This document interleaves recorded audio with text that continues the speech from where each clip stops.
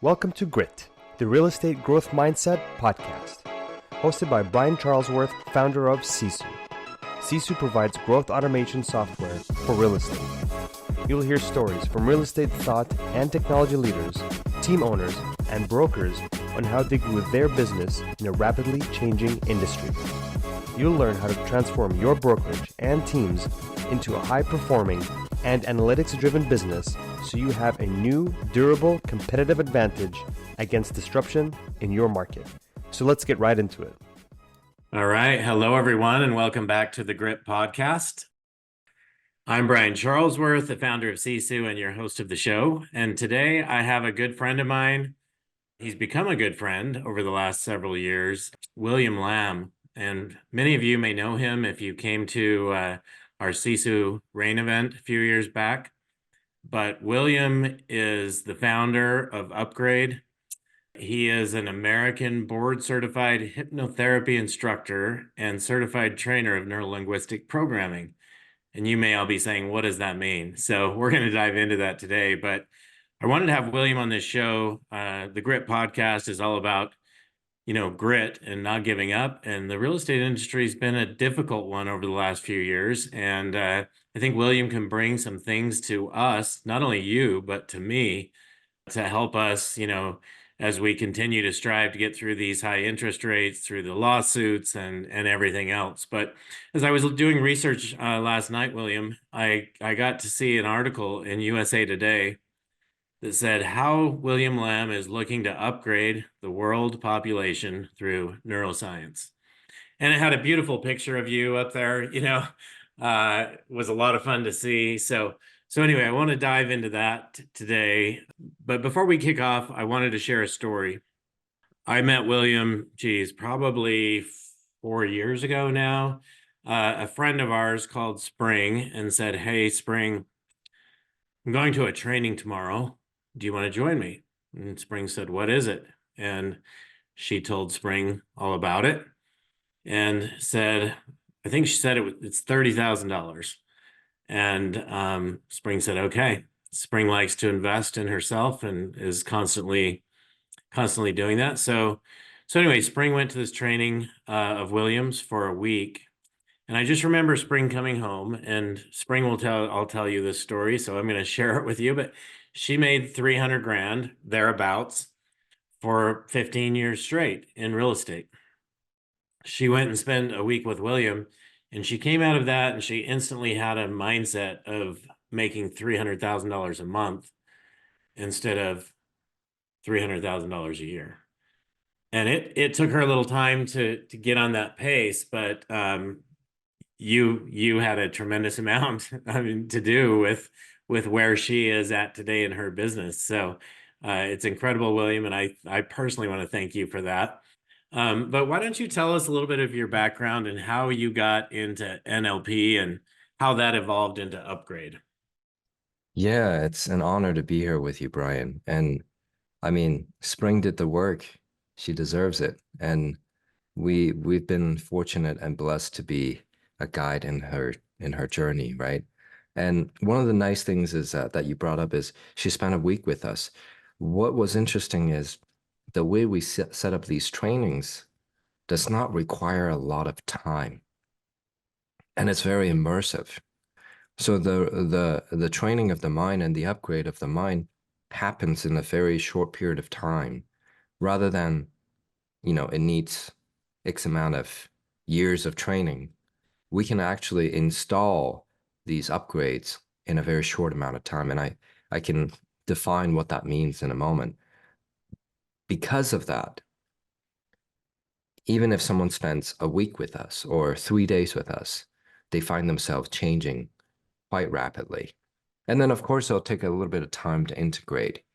But that's the nature of things, because once we change what needs to be changed and what wants to be changed in the mental plane, the physical will catch up. And so a little bit about my background. I started a tech company, actually. It's not really that technical of a tech company. It was a e-commerce battery company. And it's still running today. I just, back in 2015, 2014, 15 era, I was like, oh, I feel like it's plateaued. And it's not because of someone else, it was because of me. And I felt like it was my mindset that's plateaued big time. So I decided to look for a way to fix that. And I did a lot of research. And in fact, for years, I would spend my own, as much free time as possible learning what can be done. Because I always was fascinated. What if you can change everything in the physical by changing what's in the mind? But I didn't dare challenging it all the way and putting my money into it, right? I was always like looking at the sideline, reading or watching YouTube videos, thinking that, if I could learn it that way, I should be fine. But when 2015 came around, it felt like a 2008 for someone in the financial industry or in the real estate industry. It felt like that to me, 2015 in my life. So I was like, you know what? I got to fix this. Something's got to change now. So I took a leap of faith. I frankly didn't have the cash to jump into the trainings that I found, but I got on the call with this gentleman, and it was masterful. He cared about me immediately. It wasn't like, hey, let me sell you. And this is extremely relevant, and I'll slingshot into how we got here in a moment. I got on the phone and he asked me, what do you want? And I knew pretty well. And I told him some of the things I wanted. And he, when someone's basically nodding and saying, on the other side of the phone, and you knew they care. And he continued to listen. And then I shared with him a few things of what's going on. And he's like, if you were to learn the origin of how all these things are happening, I think you would know pretty, not only intuitively, but you would know logically how to fix this. But most people have never been given the illumination of that path. No, most people have never seen how that works. Long story short, at the end of the phone call, I'm like, let me commit. And he said, look, don't expect you to pay in full, because I told him my situation. I was paying myself very little from my startup, can't really afford this. He said, look, I don't expect you to pay in full, but a token of investment, a down payment isn't just like what other salespeople may say, hey, you commit to the spot and we save you a spot, but it's a sign of, hey, of all the things you want to do in the physical world and of all the thoughts you have in your mind, you're committing to this one. And that energy exchange, that monetary energy exchange will create a shift. I'm like, all right, then I'll, put my credit card down. Let's do something. Fast forward, I began to feel the shift immediately, even like a week, 2 weeks later. But fast forward even more, where the training comes up. It was an NLP training. And I sought out an NLP training because I knew that there was a lot of involvement in the government in helping NLP become highly effective. I knew that there was a lot of the tools in NLP that was utilized in the government for secret and or even beyond type projects. And frankly, knowing might be an overstatement. I heard from some of the creators and or early involvement people that had early involvement in NLP that it was brought into the government to be utilized in a very, very important capacity. And the government was very interested. It was one of those early projects in the 70s that they brought in. And that piqued my interest. That was what got me to research them. And then when I got there, I immediately knew that, yes, there were a lot of NLP training, but this one that I went to was unique because I could tell they had some special tools that I would be able to learn and take away from the training. One of which being, if you really want something to happen, You need to first change it in your mind. But it wasn't just like, oh, a vague concept of, hey, you change this in your mind and this will happen. I literally found my wife because of the technique. And it was precisely within the time frame that we set in the training. And I followed their formula. And I even took it a step further and went home and designed her. And the goal was 5 months. I got engaged in 4.5 months. I mean, Brian, you know the stories. And one of the most critical piece was the day I finished my design of her, she broke up with her fiance and we didn't know each other. And so to me, I was like, okay, this whole NLP thing, is it what meets the eye only, the eyes only, or is there something beyond? Was it really a technology that teaches you how to communicate better, or is there something far beyond that? Now, I know that in the standard works of NLP, this is not explored. So I spent the next 8 years with all the money I had that I could spend on training or invest on improving my knowledge and testing, researching, and perfecting what I think NLP could have been, should have been, if it had the opportunity to be. I created Upgrade because I thought, wow, this was a great framework, but let me see if I can pull everything that I think would really allow someone to upgrade their mind and truly see logical, not only intuitive, but logical paths so that they can get exactly what they want in life. And I think we've succeeded. Very cool story. I'm excited to dive in a little deeper. You mentioned something that kind of trigger with me. I know there was an event here in Utah just a few weeks ago. Spring was one of the speakers. I don't know, were you a speaker at that event at the Marriott in downtown Salt Lake? I didn't go to one in Salt Lake. Okay. So Yeah. you were not a speaker there, but there were a bunch of people who were on the speaking circuit, big names that spoke at this event. And one thing I know of the event is they ended up giving away a bunch of tickets. And you said something that is, and I've found this to be true with our events. If we give tickets away, people don't show up. But if they pay something, even if it's insignificant, they show up. Why is that? Well, there are multiple layers.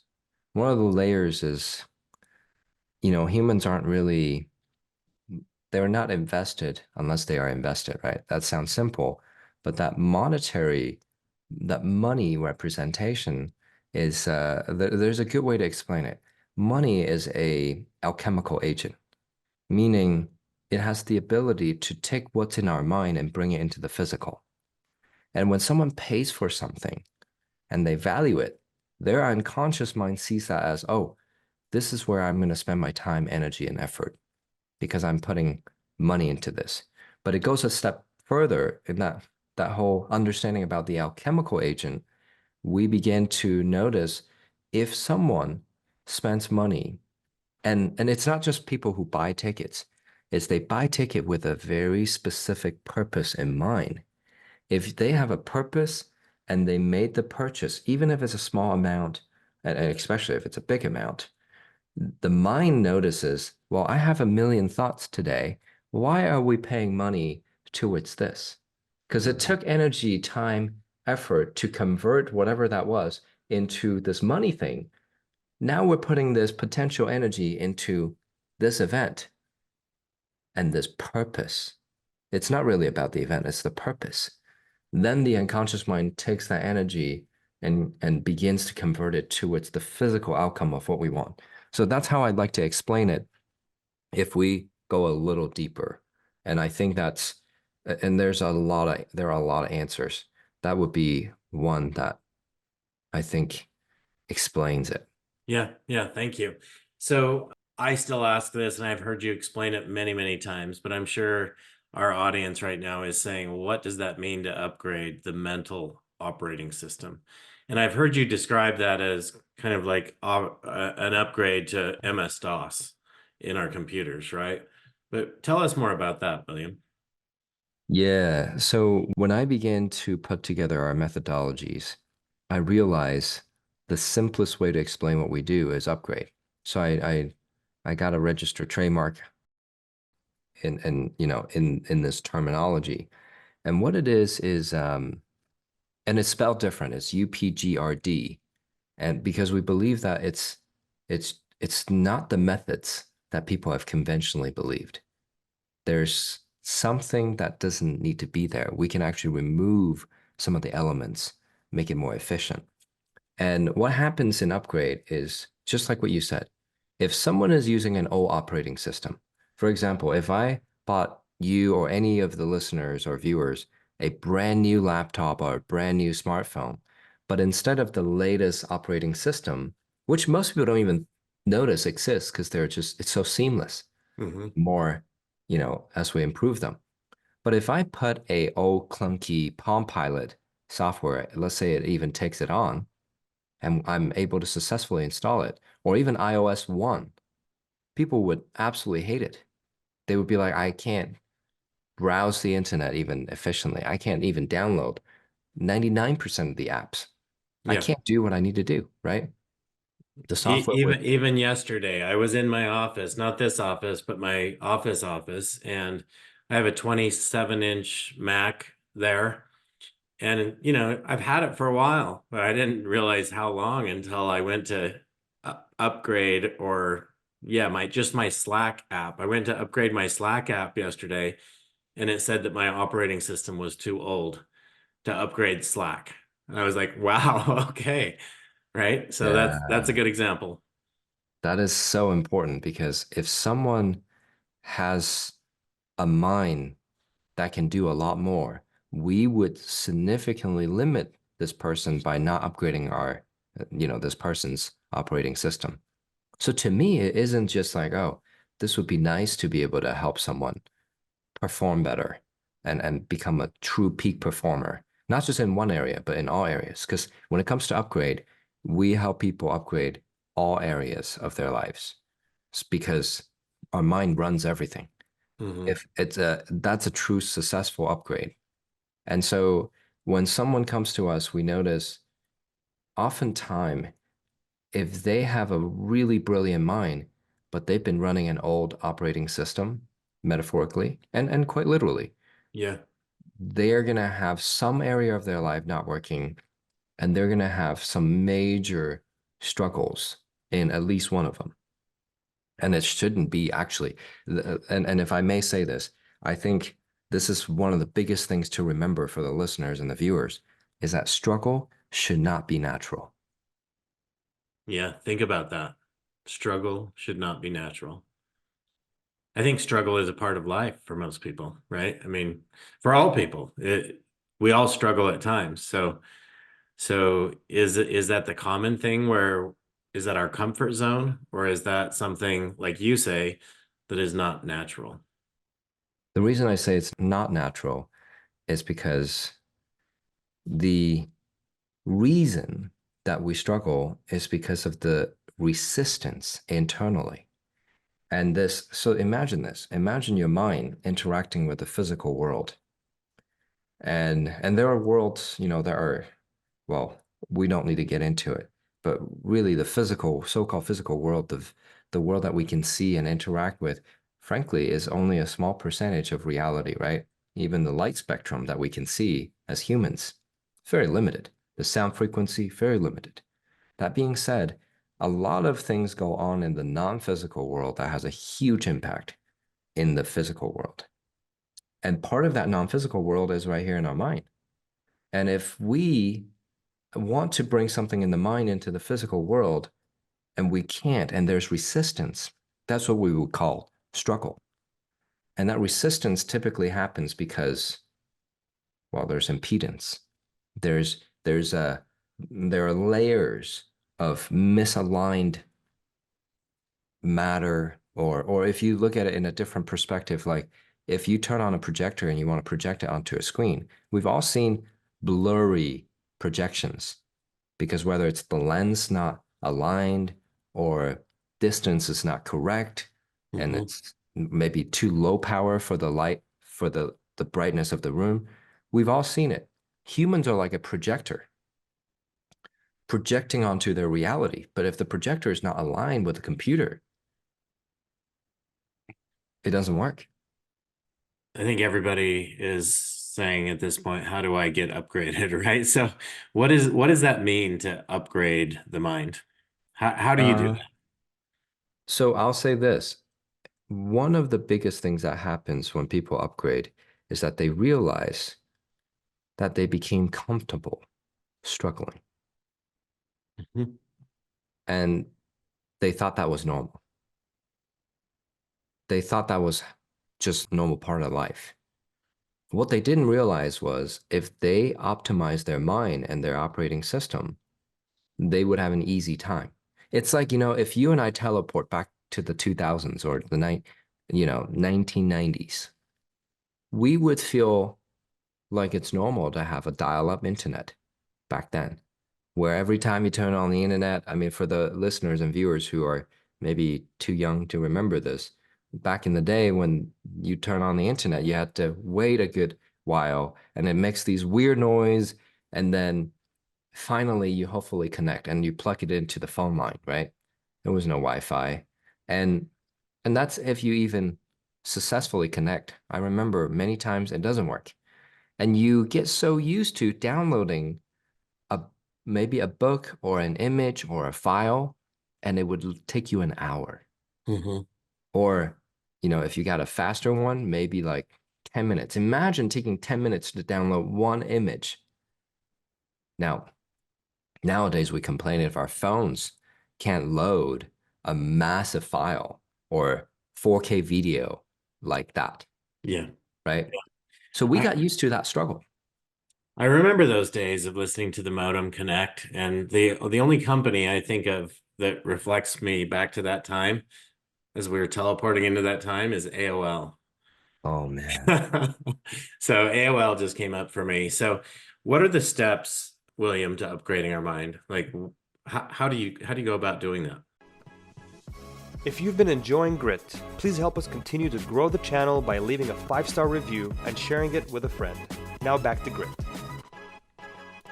So we see upgrade in I would say four phases. Phase one would be to resolve. Now, resolve has two meanings. One is resolve negative emotions and limitations, resolving old programs. So kind of like, if we're taking computer terminology, we're removing the old operating system or anything that doesn't serve us. Yeah. And then we are installing some new programs by having the resolve to go for what we want. So we basically help the individuals remove old stuff and design what they want. And then we help them install a lot of good things in their mind. So the first phase, we even call it upgrade operating system and then resolution. That's the level or the phase.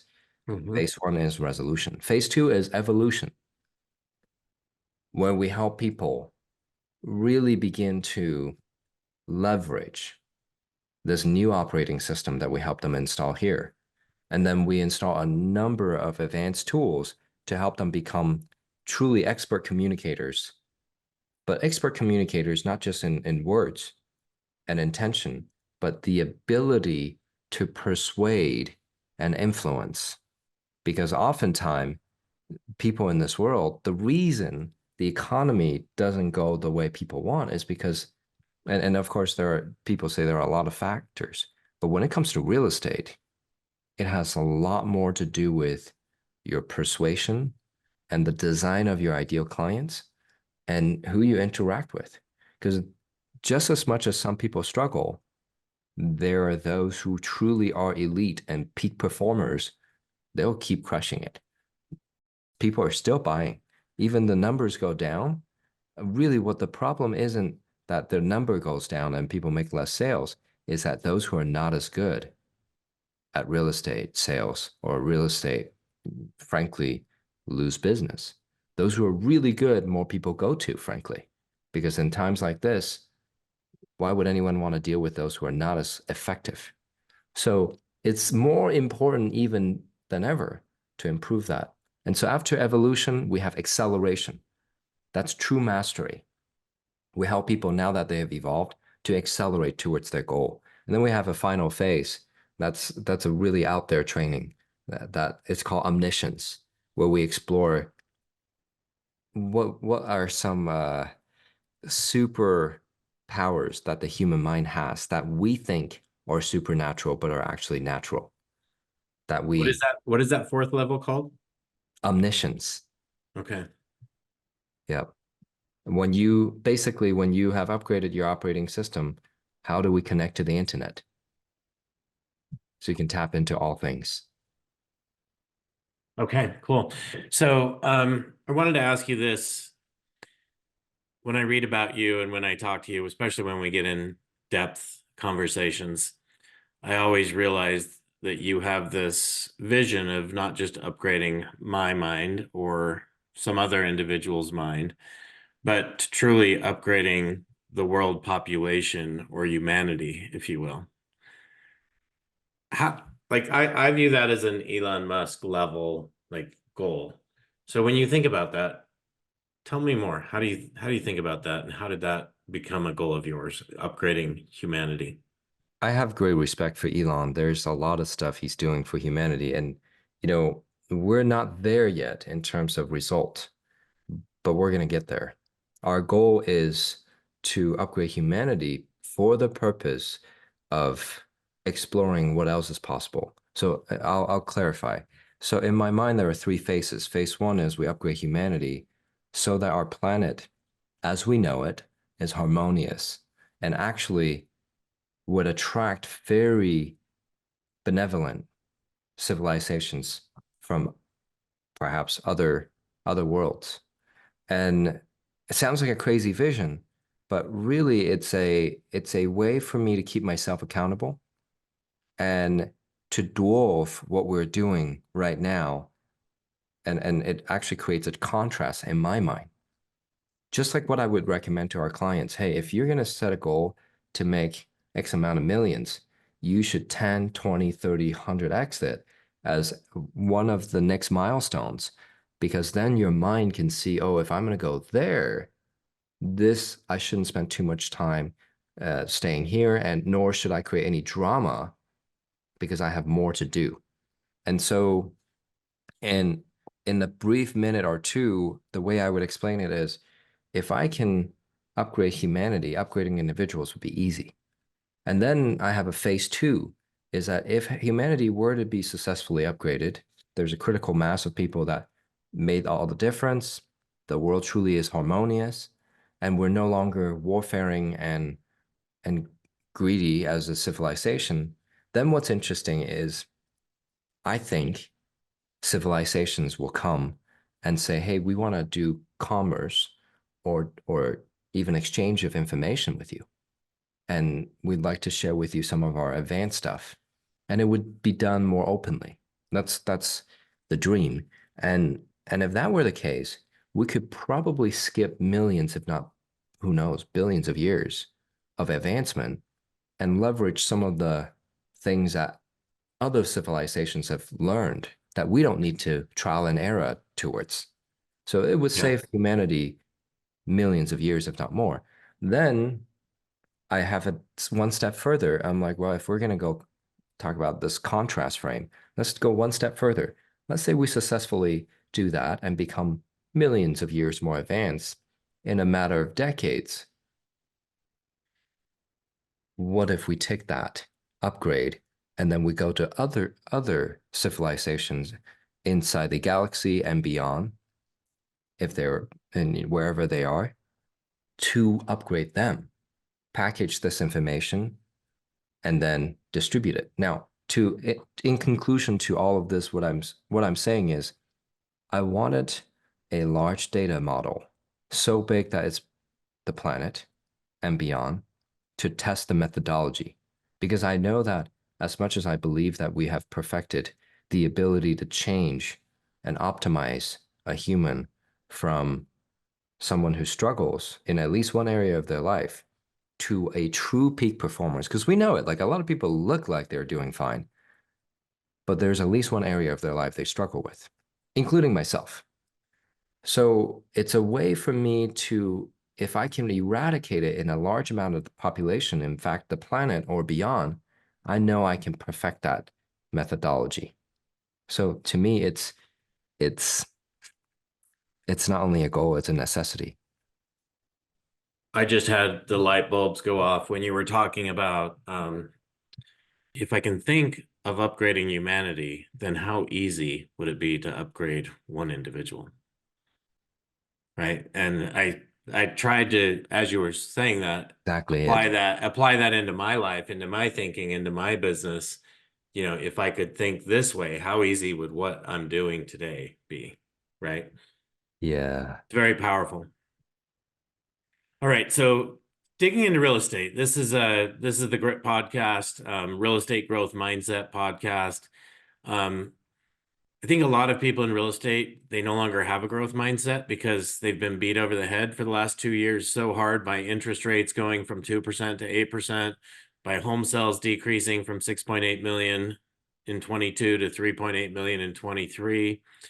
You have this lawsuit right now that you've probably heard about that is forcing buyer's agents to basically get a buyer broker agreement signed and have the buyer agree to pay their commissions, which, you know, buyer's agents haven't done that in the past. The seller has paid the commissions, although I could argue that the buyer is actually paying the commissions all the time because the buyer is paying for the house, putting the money in the seller's pocket so the seller could pay those commissions.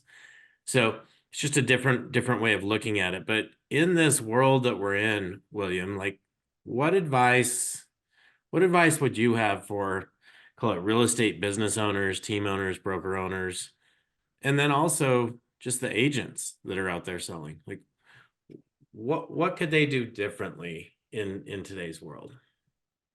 Become in charge of how they perceive the world. Because the news comes out and people panic. And those who panic and their states change, our states are the best predictor of our behaviors. If someone panics, not just once, but consistently, and they're in a state of anxiousness and or fear, what happens is they will behave in a self-fulfilling manner. They're like, see, I knew this won't work. I knew the market is hard. Therefore, I can't. And then they go home, talk to their wife or their husbands, and they'll say, the market is hard. I can't do it. I got to work more hours, or I got to work less hours, however they swing it. And they'll find a reason that matches the market's reason why they don't perform. But true peak performers will find a reason far greater than whatever the marketplace tells them. Regardless of what happens in the world, they are flexible and they are powerful in how they control their perception of the world. The world could be perceived by many people in the population as, oh, this is terrible, economy's bad, interest rate, plus the lawsuit, plus all the different things. It should be a very difficult market. But that's not true for elite performers. True elite performers or peak performers will think, well, who cares? This is where I shine. And so in order to change that state, a lot of the old beliefs have to be stripped away. And that's precisely why I created and how I began this journey and why I created Upgrade was because I found myself plateauing because of the smallest things around me made me think that I can't do this. And then over the last 8 years, we've helped individuals go from, frankly, I can't make claims on numbers, but go from very tough, what they would call struggling positions and or plateau positions where their market is against them or all odds against them, let's just put it that way, to a position of total and complete control. And you know, if someone's in that control state, they are controlling the outcome as well. So my simple answer for agents at this time and or brokers or owners would be, first off, you need to not be influenced by what people are saying to you about the market and how you should perceive the world. You shouldn't talk to colleagues that are like, it sucks. Because I'll tell you right now, the people who sits around complaining about how bad the market is in any industry, they tend to be the ones that end up being the most broke. So it may be time to change your friends and who you're hanging around in this industry, Yes. right? Yes. All Hang right. out So with friends that are like, who cares? You're gonna win. yeah. So surround yourself with the people who you know are going to win, and the people who are in today's economy, in today's real estate industry, still growing, still thriving, versus those who have backed off. And I think we saw a big case of this in 2020. Some of people got the biggest growth they've ever had in 2020, and some people dissolved off the planet and quit working. Yeah. And a Yeah. part of it has to do with, are we designing what we want? I think this is another piece of advice. If people design what they want, they'll have an easy time. This will be, they get to design what they want. This will be a great time for them. So how do you go about designing what you want, William? So I can give some tips. We have a full training literally on this, walking people through exactly what to do. There are some very important details, but I'm going to share the big picture here so that people can at least get going. Okay. So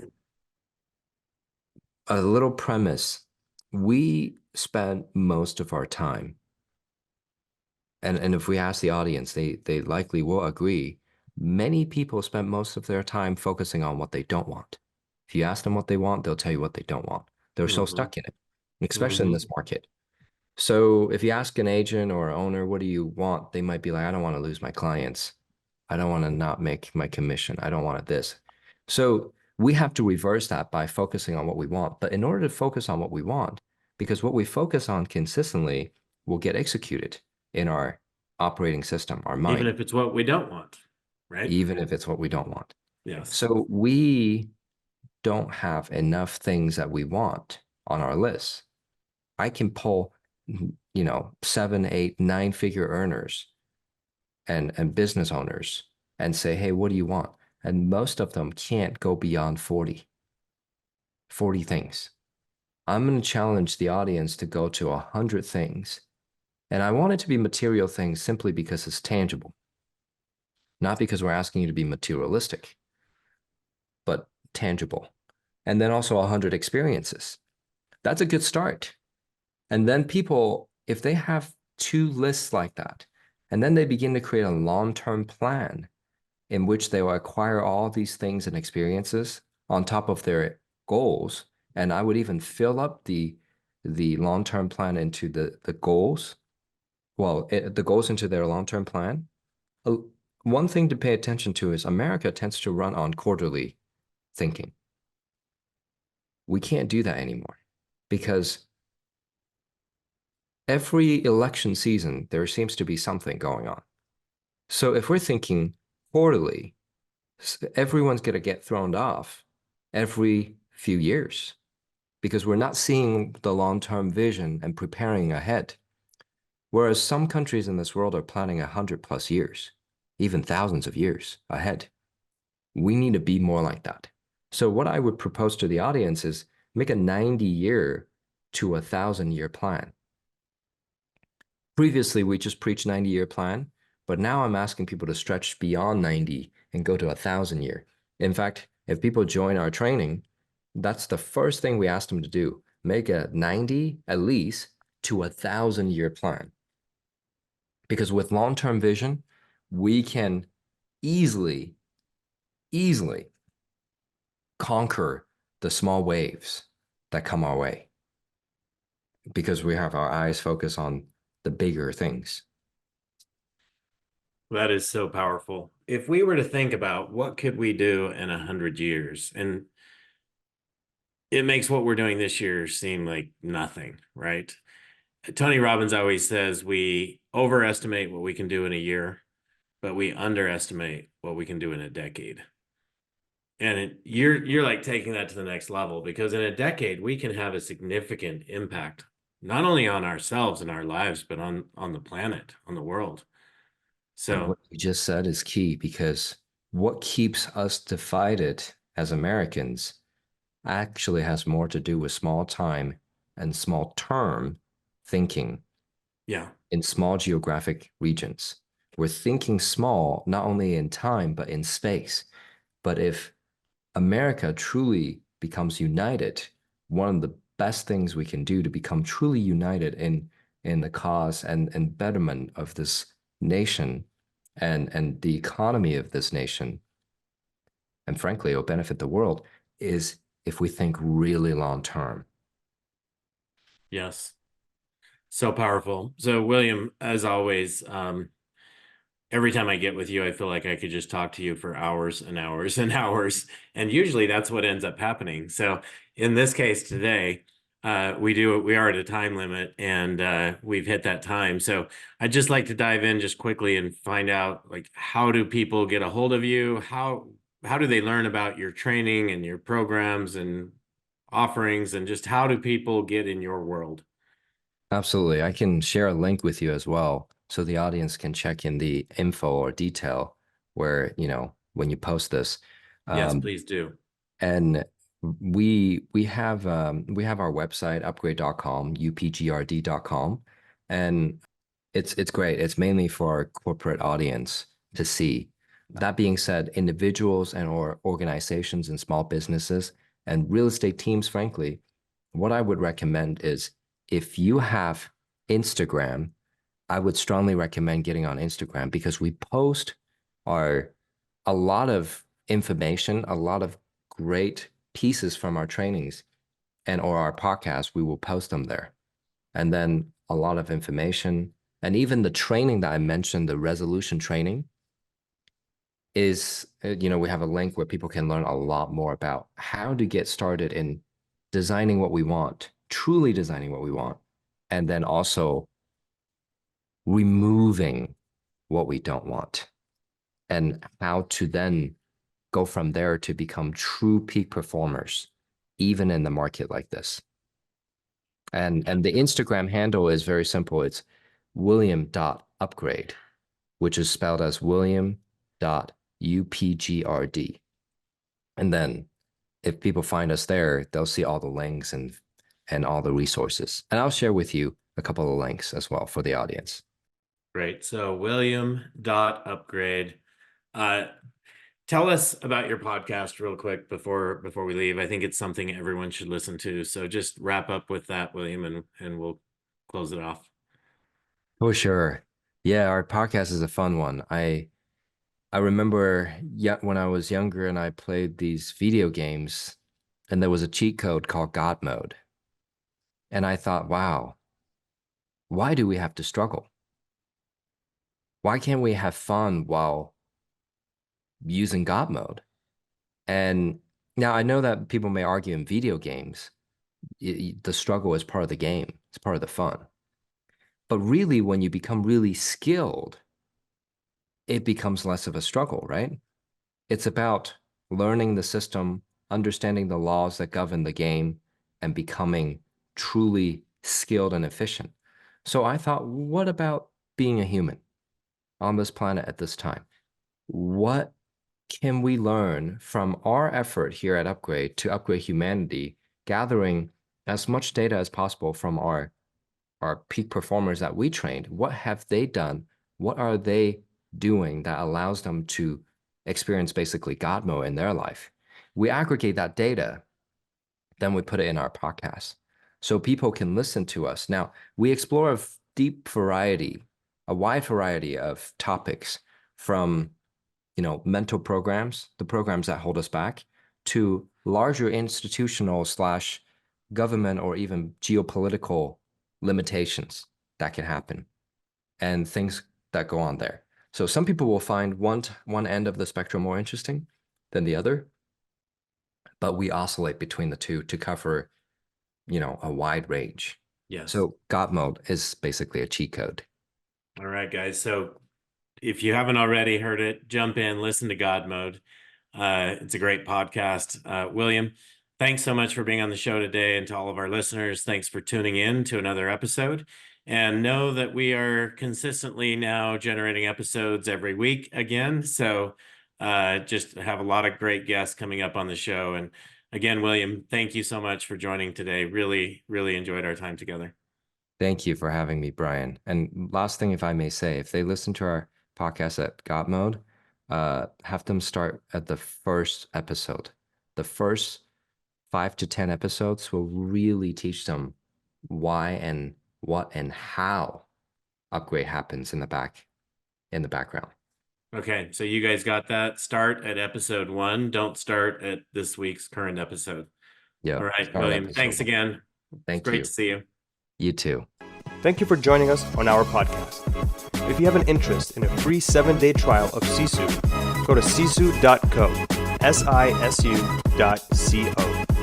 Make sure that you use the coupon code GRIT, that's GRIT, to waive all your setup fees and receive a 10% discount on your subscription. If you enjoyed listening to this podcast and want to subscribe, search GRIT, the Real Estate Growth Mindset, on iTunes, Spotify, or Podbean. And with that, we'll catch you next time. Take care.